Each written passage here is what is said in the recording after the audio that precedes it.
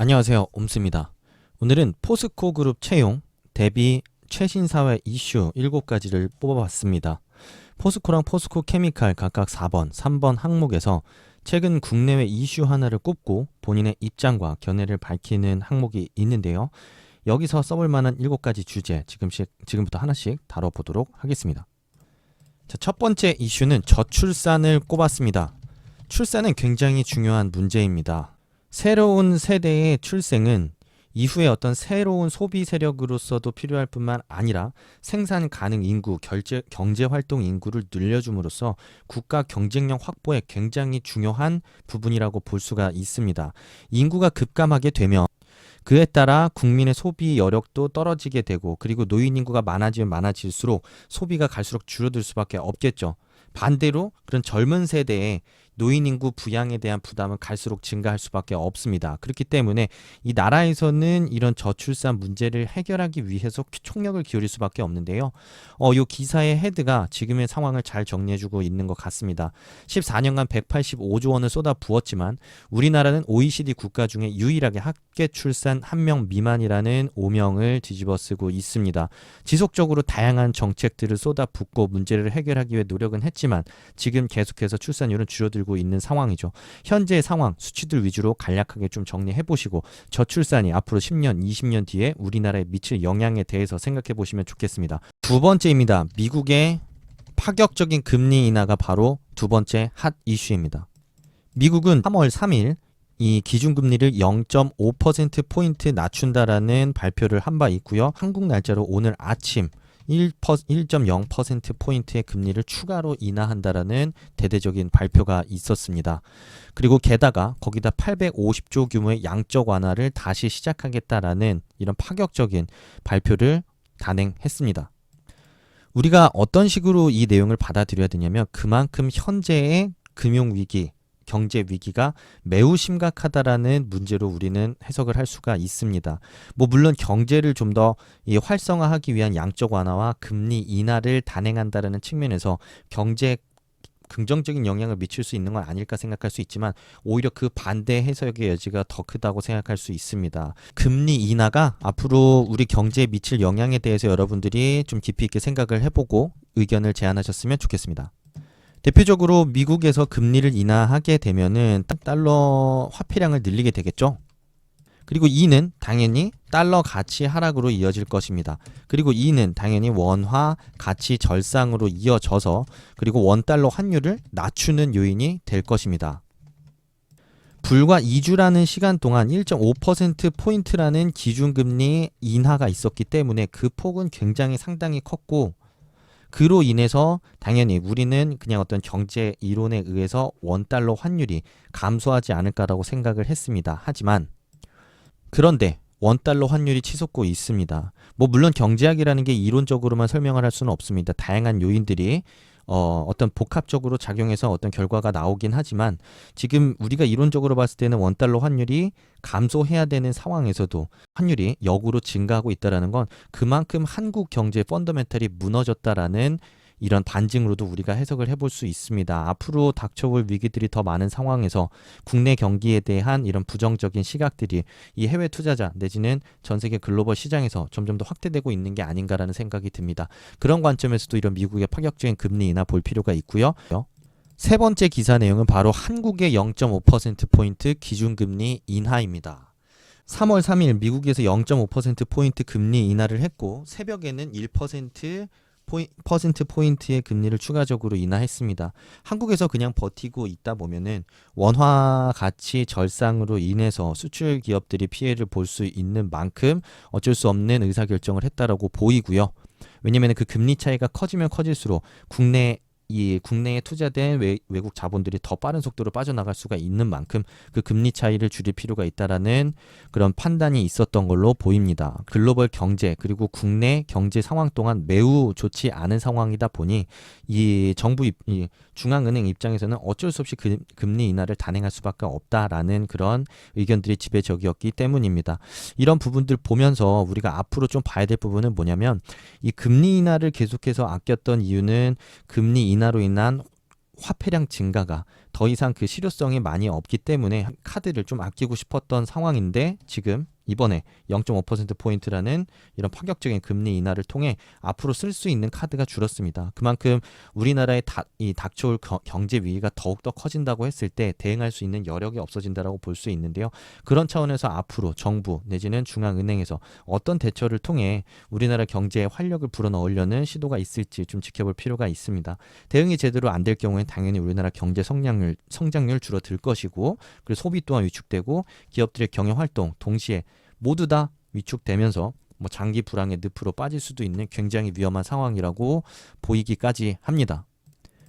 네 번째 이슈는 국민연금 고갈 문제를 꼽았습니다. 지금 현재 국민연금 제도의 개선이 없을 경우에는 저 시기가 되면 연금은 고갈될 걸로 예상이 되고 있습니다. 하지만 이는 현재의 연금 수익률을 기반으로 산정한 고갈 시기일 뿐이지 만약에 수익률이 계속해서 감소한다거나 아니면 이렇다 할 만한 성과를 내지 못할 경우에 그 고갈 시기는 더욱 앞당겨질 가능성이 높습니다. 미래 그 젊은 세대들의 그런 부담을 더욱 가중시키고 있다라는 측면에서 세대 간의 대화 그리고 세대 간의 어떤 적절한 조율을 통해서 국민연금 제도를 과감하게 개선할 필요가 있다라고 보입니다. 뭐 프랑스, 일본이 맞다 틀리다를 떠나서 하나의 사례로서 좀 봤으면 좋겠고요. 프랑스에서도 마크롱 대통령이 취임 후부터 노동 개혁을 단행해서 이 경직된 이 노동시장의 유연성을 제고시켰고 그리고 현재는 연금 개혁을 위해 총력을 기울이고 있습니다. 어쨌든 미래 세대의 모든 부담을 지어줄 수 없기 때문에 현재 세대도 일부 그런 부담을 그리고 어려움을 같이 나눌 필요가 있다라는 식으로 접근을 하는 거겠죠. 그래서 이런 사례들도 좀 같이 보아서 앞으로 우리나라에서는 어떤 식으로 이 연금 문제를 해결해야 될 건지 이 문제를 개선해야 될 필요성은 무엇인지 그리고 본인이 생각하는 대안은 무엇인지에 대해서도 여러분들이 잘 생각을 해보시면 좋겠습니다. 다섯 번째는 우리나라의 높은 중간재 수입 의존도에 대한 문제를 꼽았습니다. 여러 번 좀 비슷한 내용을 강조한 바 있기는 한데요. 우리나라 지금 보시면 중국에서 중간재를 수입하는 이 분량이 전 세계 2위라고 합니다. 구체적인 수치는 이 내용을 찾아보면 좋겠는데요. 이 한국이 이 중간재로 수입하는 비중이 어마어마하게 크다라는 건 그만큼 중국에 대한 의존도가 매우 크다라는 것입니다. 그렇지 않아도 이번에 신종 코로나 바이러스로 인해서 이런 대중국에 대한 의존도가 높은 것들이 어떤 피해로 이어질 수 있는지 지금 극명하게 드러나고 있습니다. 현대차의 그런 제너시스 신차 생산에 있어서 필요한 핵심 부품 조달하는데도 어려움을 겪고 있는 상황이고요. 작년도에 중국뿐만 아니라 일본에서 그런 어떤 백색 국가 리스트 배제라는 이슈로 인해서 중간재 수입이 차질을 빚어지면서 우리나라에 또 피해가 미쳐졌던 적이 있었습니다. 때문에 우리나라의 그런 중간재 수입 의존도를 어떻게 좀 줄여야 될 것인지 그리고 이 마지막에 나오지만 얼마나 어떻게 우리가 이제 글로벌 생산 네트워크를 다변함으로써 이렇게 수시로 발생하고 있는 글로벌 위기 상황에 어떻게 능동적으로 대처할 수 있는지에 대한 개별 기업들의 고민이 반드시 필요한 시점이라고 생각이 듭니다. 자, 여섯 번째는 국가 채무 비율의 급속도 팽창이라는 이슈를 꼽아봤습니다. 대한민국의 국가 채무 비율이 급속도로 증가하고 있습니다.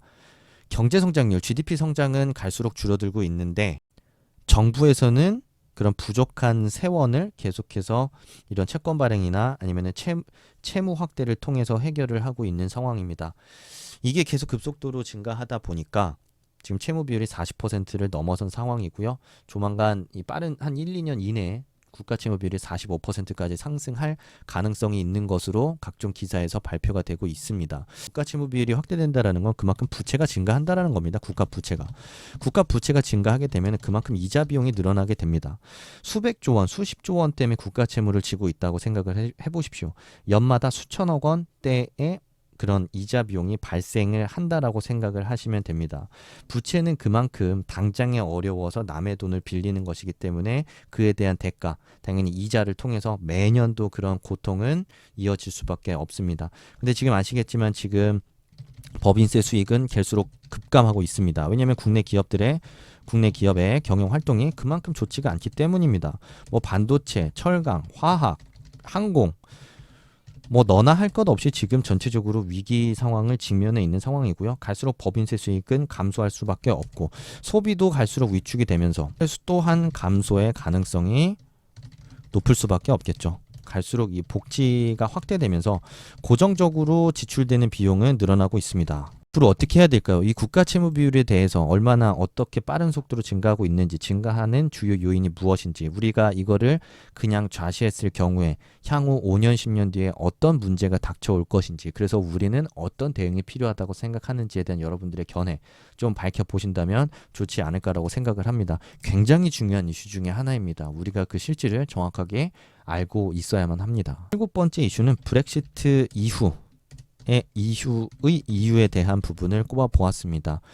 요 기사 간단하게 제가 하나 같이 좀 공유를 할까 하는데요. 자, 올 초죠. 영국이 브렉시트 선언을 EU 탈퇴 선언을 했습니다. 그 이후로 이제 그 남은 EU 국가들과 영국 간의 이런 자유무역 협정이 이루어지게 될 텐데요. 이 자유무역 협정 결과에 따라서 우리나라에게는 득이 될 수도 실이 될 수도 있습니다. 어떤 득과 실이 있는지에 대해서 기사 열심히 찾아보면서 고민을 해보시면 좋을 거라고 생각이 들고요.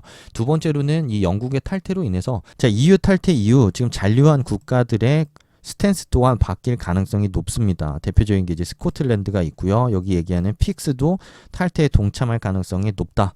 자, 그렇게 될 경우에 EU가 와야 될 경우에 전 세계적으로 초래될 수 있는 어떤 변화는 무엇일지, 내지는 그냥 지금 당장에 어쨌든 영국이 탈퇴함으로써 영국과 EU 간의 이런 협상이 어떻게 진행되느냐에 따라서 우리 경제 혹은 개별 기업들에게 미칠 수 있는 영향은 무엇인지에 대해서도 여러분들이 고민해 보신다면 좋지 않을까 생각을 해봅니다. 이렇게 이슈 7가지 뽑아봤고요. 여러분들이 하나씩 좀 기사 전체적으로 보시면서 꼼꼼하게 내용 정리해 보시면 많은 도움이 되실 거라고 생각합니다. 구독과 좋아요, 그리고 스펙을 뛰어넘는 자소서 꼭 보시고 취업에 도움 받으시길 기원하겠습니다. 감사합니다.